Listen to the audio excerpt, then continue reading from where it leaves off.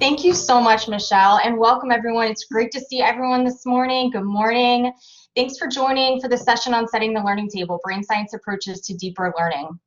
So where we're going to go over the next short 30 minutes together, simply in terms of big picture, we're going to talk about how can we develop learning resources for our learners that help leverage brain science principles. And when we're talking about brain science, I'm really talking about the ways that our brain stores, retrieves, and applies information when it's needed. So by the end of the session, we'll really have examined some strategies for incorporating some high-level brain strategies into developing learning resources for your learners.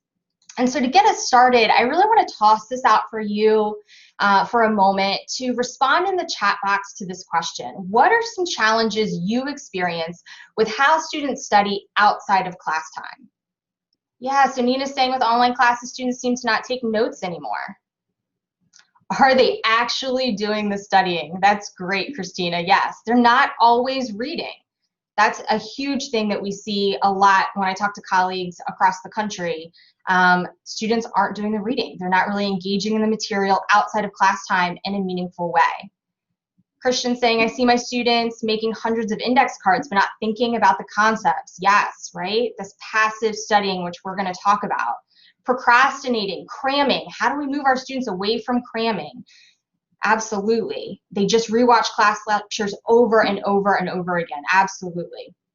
Focusing on details and not applications, not seeing that big picture. You all have hit on a lot of what the literature tells us is a challenge with how learners study outside of our class time. So what the literature tells us, one is, like you said, they don't study. And if they do study, they're studying in a really ineffective way. They may be assigned a large chunk of reading and they think they have to read every single word in the text and write it verbatim, and that the meaning relies on the syntax of understanding the words, and that's not the case. So that's one thing the literature shows us is a challenge with our students outside of class time. The other one is that they don't know how to study, right? We'll tell them synthesize, apply, and they really don't understand what that means. So like this poor gentleman here who's using the end of a power drill to hammer in a nail, our learners will engage in strategies like you're seeing. I think Christian talked about the index cards. They will highlight everything in their text. I can't tell you how many times I've had students come to my office and I say, show me your notes or show me your text. And it'll be every single word highlighted except the words the, and, of, or it, right?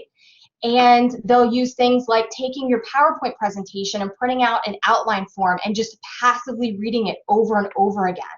And the brain science literature is really clear saying that that passive rereading that our students consider studying, which really isn't studying, is far less effective than engaging in active learning strategies that rely on retrieval practice.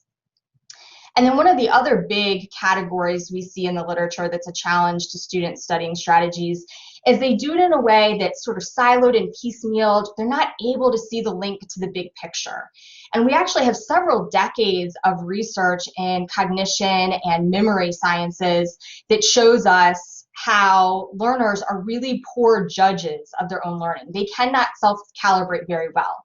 And we know this from the Dunning-Kruger effect, right? The underperformers tend to be the overconfident overjudgers of their learning. And so they don't spend their time on their own very well in being able to pick and choose and select how they use their time and what strategies they use.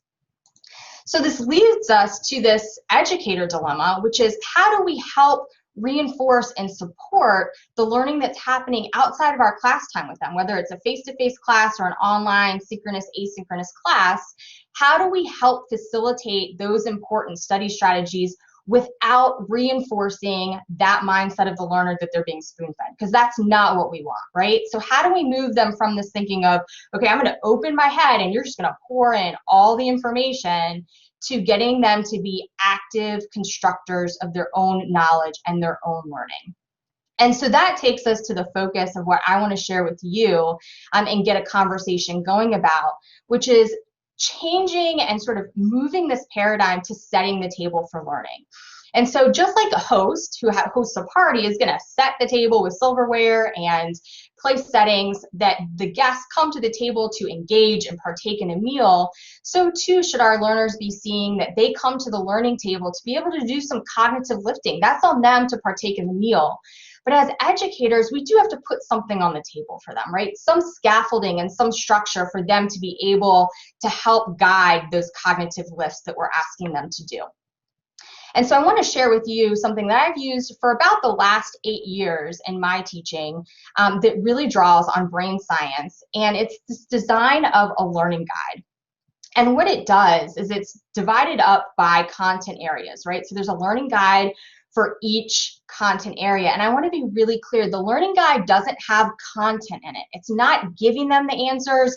It's not telling them what to study, but it's providing scaffolding like a map to help them walk through what are the brain science strategies that they need to be doing over time, so they're not cramming, to be able to be engaged in the material and learning it in a way that's really going to have deep storage and efficient retrieval when they need it.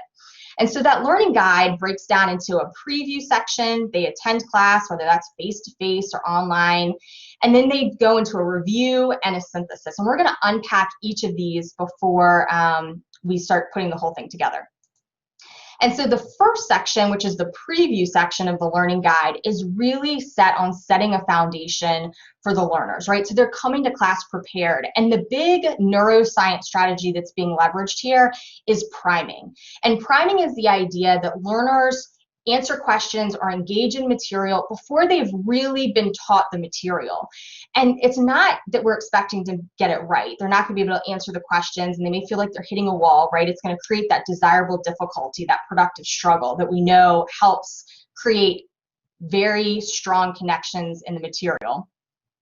But it also allows us to sort of grease the treads. It's putting down seeds so that when they come to us during our class time, they're able to have better traction and create stronger linkages to what we're talking about because they've been exposed to it and had some seeds planted ahead of time. So that priming might be sending them to the learning resources that you expect them to preview before they come to class and telling them how to engage with those learning materials, right? They don't know how to read a textbook. So it's not about reading every single word, but it's scanning the assigned reading and focusing on tables and figures and diagrams, reviewing those chapter objectives and summaries. Us being explicit as educators on how to engage with the textbook is really important because they don't necessarily know how to do that, and the literature tells us this. Mapping out content headers and section titles. So they're really seeing this big picture 30-mile view of where we're going to go together during our time.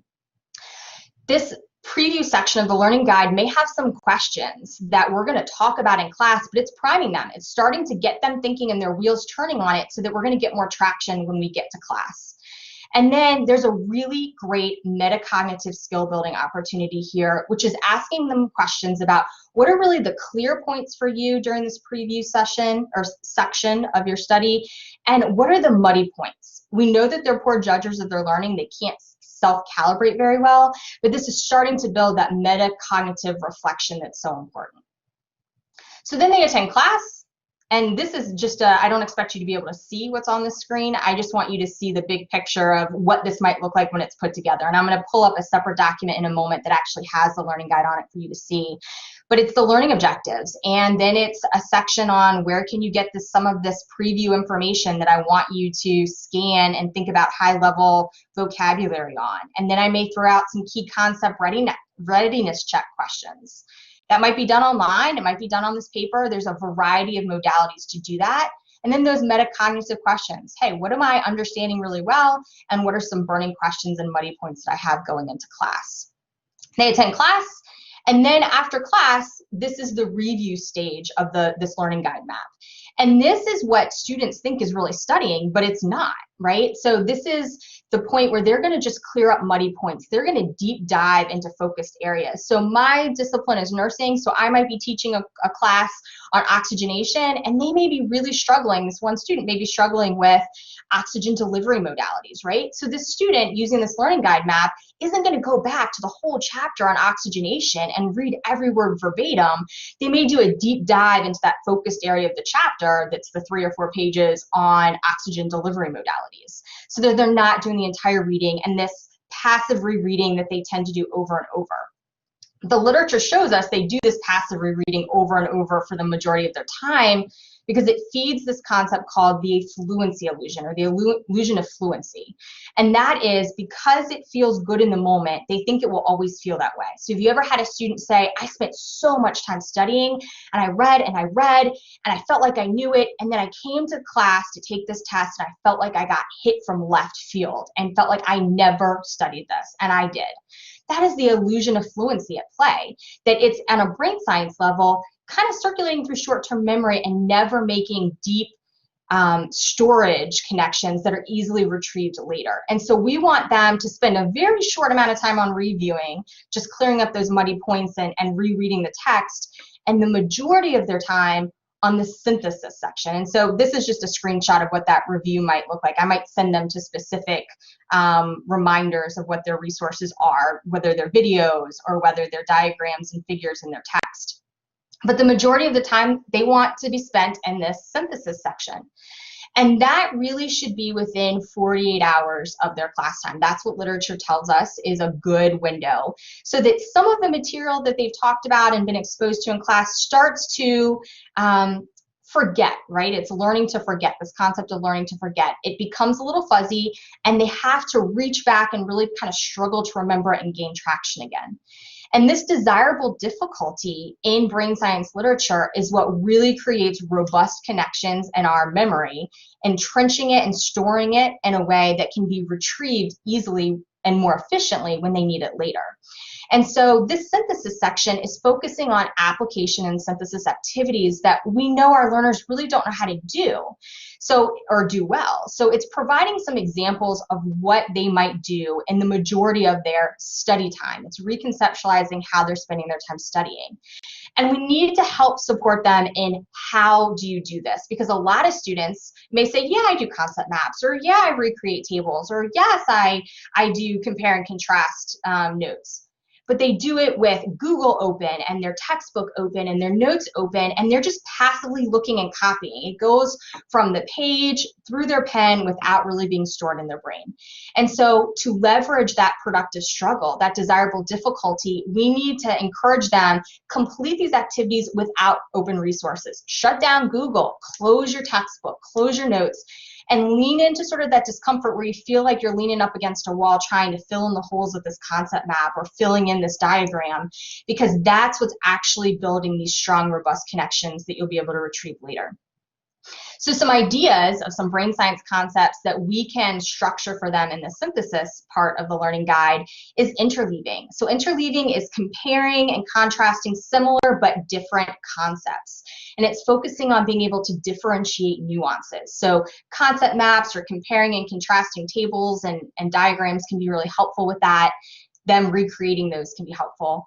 Elaboration is another really great brain science concept that can be used here, which is them being able to connect the material to their own personal experience and beyond in other situations. So prompts like, I've mentioned concept mapping, but also what if scenarios, or giving them role play. Imagine you're teaching a patient on X, Y, or Z, or imagine you're mentoring someone in your field on X, Y, or Z. How would you explain this to them and why? And really having them create those connections. And then retrieval practice, which is really opportunities for the learner to try to reach back and apply that information. And so that can take a lot of different forms. We tend to think of it like free recall or quizzing, adaptive quizzing, but it also can be recreatables and charts from their own memory in a way that's meaningful to them, or actually doing concept mapping without using resources. Those are forms of retrieval practice. And there's some research that has come out in the last 5 years that is really robust in showing that concept mapping without using resources is a really effective way to recreate retrieval practice for our learners and help them understand and retrieve information when they need it. And so again, this is a picture. I'm not expecting you to see the words, but I want to give you the big picture view of what that part of the learning map might look like. I give them ideas. It's not exhaustive, but things that they can think about for developing tables or charts, or drawing new figures or diagrams and concept maps. role-playing and engaging in teaching. They don't actually have to do this to someone. There's literature that says just thinking about it and walking through it can be as effective. And so these are ideas that they can start thinking about and how they spend their time studying. And so really quickly, I'm going to pull up the actual file of what this learning guide looks like for students. And so these were the screenshots you saw earlier, but hopefully you'll see them a little better. You do have a function on your screen to zoom in. It doesn't change everybody's view, just your view. So if you want to see a little bit more specifically what this learning guide looks like, but it's color coded. It starts with the learning objectives for that content area. It goes into time and preview, and some metacognitive reflection skills before they come to class. And then after class, some reminders on where they can access learning resources to clear up some muddy points before they dive into 2/3 of their time or more, really engage in these synthesis activities and trying to give them some ideas of what those synthesis activities might look like. And then it's also helpful to share with them how to structure the time on this, because we don't want them to cram. So spaced learning and creating time in between their learning sessions can be really helpful in leveraging desirable difficulty also, because some forgetting happens. And forgetting is actually a really good thing in brain science, because it creates that productive struggle for them to try to reach back and remember the content and apply it. And each time they do it, it actually reinforces those connections to make it easier to retrieve and apply in future situations. So helping them understand how to use this learning guide map as they work with the material and learn it can be really helpful.